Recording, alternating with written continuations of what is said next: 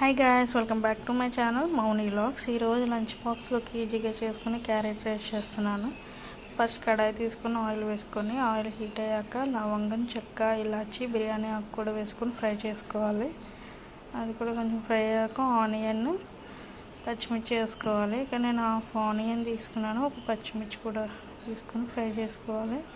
అది ఫ్రై అయిన తర్వాత కరివేపాకు కూడా వేసి ఫ్రై చేసుకోవాలి. అవి ఫ్రై అయ్యాక ఇక్కడ 1 క్యారెట్, ఫుల్ క్యారెట్ తీసుకున్నాను. అది గ్రేట్ చేసి పెట్టుకున్న ఫుల్ క్యారెట్ని వేసుకొని ఫ్రై చేసుకోవాలి ఒక 2 మినిట్స్. ఆ 2 మినిట్స్ ఫ్రై చేసుకోవాలి. దాంట్లో సాల్ట్ కూడా వేసుకోవాలి. సాల్ట్ క్లిప్ మిస్ అయ్యింది. అది ఫ్రై అయ్యాక కుక్ చేసి పెట్టుకున్న రైస్ని కూడా వేసుకోవాలి.